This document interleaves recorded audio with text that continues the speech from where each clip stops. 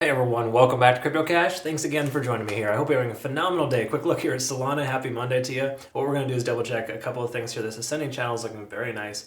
We continue to ascend positively, staying above those moving averages. We'll discuss that, as well as potential, for pullback, which I think is honestly less likely. Really just depends on Bitcoin and how much lower it decides it wants to go.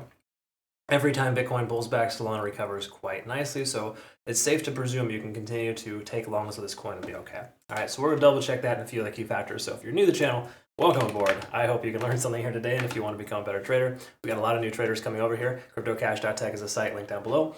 I got Trading Academy, Community, and Signals Group. Be sure to check that out. Really cool stuff. Quick congrats to our community members here as well. Nothing major, of course, is an AVAX long. It took us 2.5 days to get 37%. We opened that on, I believe, on Friday. And then, of course, Thursday, we opened up a trade for Filecoin. 3 days and 2 hours, we took 60%. That's a short. Okay, so you can take different directions in the market if you want, folks, but I can tell you, you can get some pretty solid profits taking certain trades. And AVAX and Solana are the two we're just milking the clock on, quite literally and figuratively. So let's talk about Solana here. Oh, wait, you know what? Let's jump into the liquidation. I almost always forget that. Just a quickly note here, we got a strong amount of liquidation at 198/200 mark. I talked about that being a previous resistance, with that being the previous candle wick. Extremely common for the price action to liquidate any type of shorts that are kind of at those higher highs, right? So in this case here, we saw that liquidation level, that liquidation hunt, price comes back down, nice little retest at 195 and continues higher. Standard trading stuff here, folks, okay? We can see this on the charts here. This is that retest here. See, we got the first initial test, comes back up, to sweep that level, retest that level, and continues higher. You saw the same thing here as well. When a price broke through this level at 185, continued up, comes back down to wipe out any type of longs, and then continues on its way. This ascending channel does that all the time. Okay. Good news is, if you gravitate more towards taking a long versus a short, as long as it's not too crazy high a leverage, you're going to be in good shape to be able to see the price action continue the same direction. Okay, so until we invalidate this trend, we can presume it's going to continue. Okay. So daily time frame. Let's discuss a couple things here. First of all, truly bullish on almost every stretch of the word. Okay, there's no doubt that the price has been ascending for some time, and the stochastic RSI is kind of letting us know it wants to pull back, but it doesn't matter because we have high MFI. Okay, if you're not familiar with that, that's basically just money flow index, essentially telling us that we have a tremendous amount of money flowing into this coin, and you can see it kind of reflected on the charts here. I mean, look at how much more volume we're seeing now than ever before. And what's crazy about this volume is that we have higher volume at higher price points. So people are buying more of this at higher costs. That's an interesting thing, but it continues, right? So until we start to see the price action dissipate below this moving average here, specifically on the volume, we're going to be in pretty good shape, okay?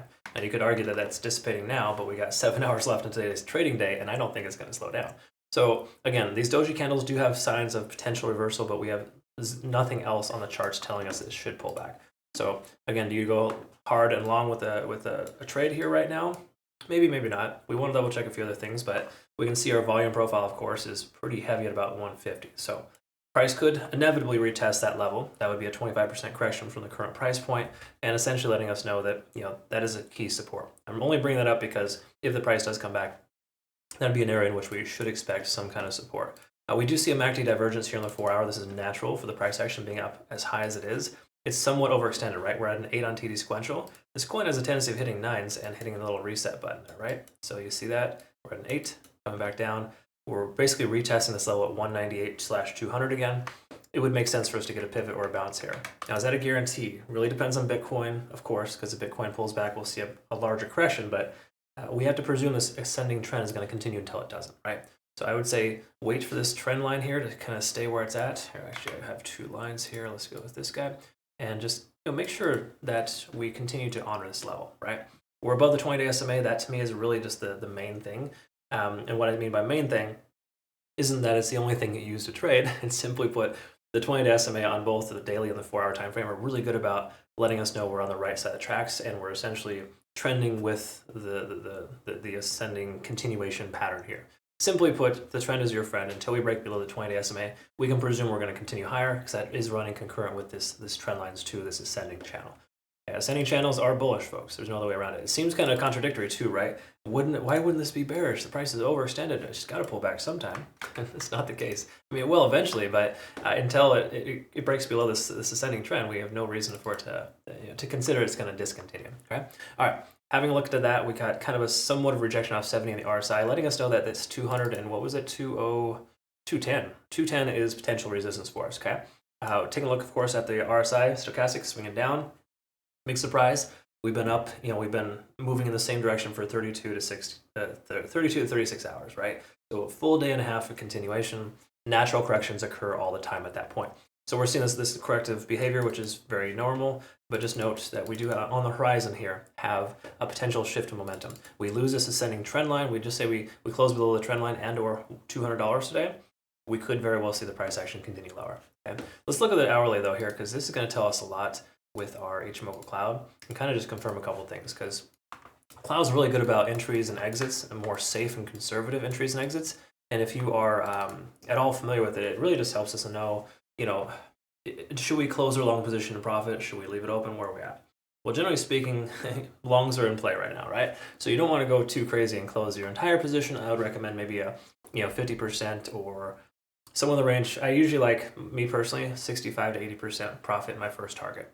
And if you don't know what I mean by first target, you probably need to attend my university, or more importantly, jump over to our community, or just watch my videos over and over. You'll realize that I like to take multiple multiple targets in a trade. If you're setting a trade up, which you should do, by the way, you don't just jump in arbitrarily.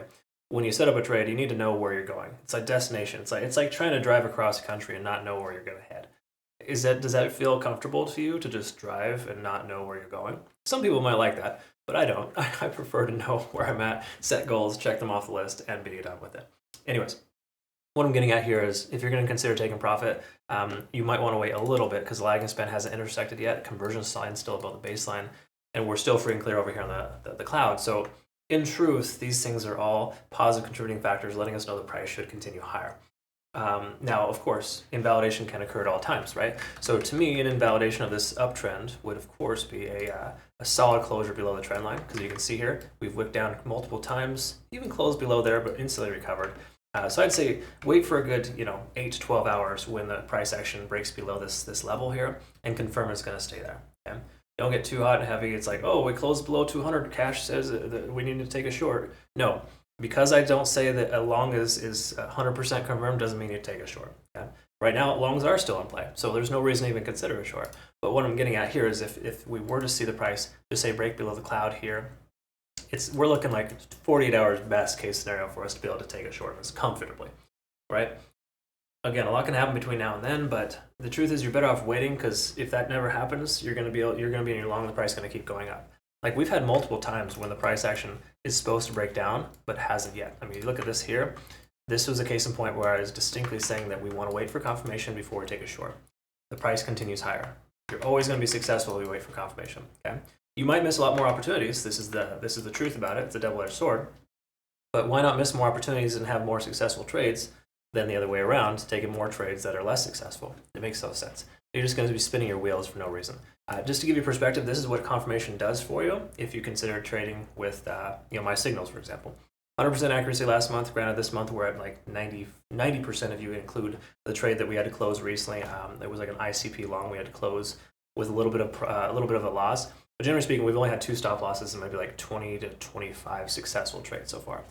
I'm pointing this out because you need to understand that there's a lot more longs than shorts that we're taking. For one, but for two, we're securing profit. This wouldn't happen if we just jumped in willy-nilly. Okay, again, different strategies for different folks. I'm speaking to the masses here, and I hope that somebody can learn and somebody can take a glimmer of hope away from this, if that makes any sense. I appreciate you watching though, and hopefully you learned something today. If you want to trade with the best exchange in the world, my personal opinion, jump on over to Bitunix. Phenomenal exchange. We have trading competitions as well as just really significant benefit rewards. Link down below, no KYC or VPN for this exchange. They are awesome.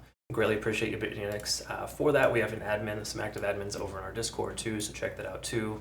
If you are new to the channel, which we have a lot of people that came over this weekend, make sure you read through our signals guide so you know the difference between day trades and swing trades. If you're not reading the signals guides, folks, it's provided at checkout as well. It may as well be shooting in the dark, because you need to know how I think, how I take my trades, so you can appropriately trade yourself within my signals if you're planning to do that. If not, I hope you can just do what you can to learn what you can. All right, folks, thanks again for watching. Look forward to seeing the next one. Have a great rest of your day. Be safe out there. Take care.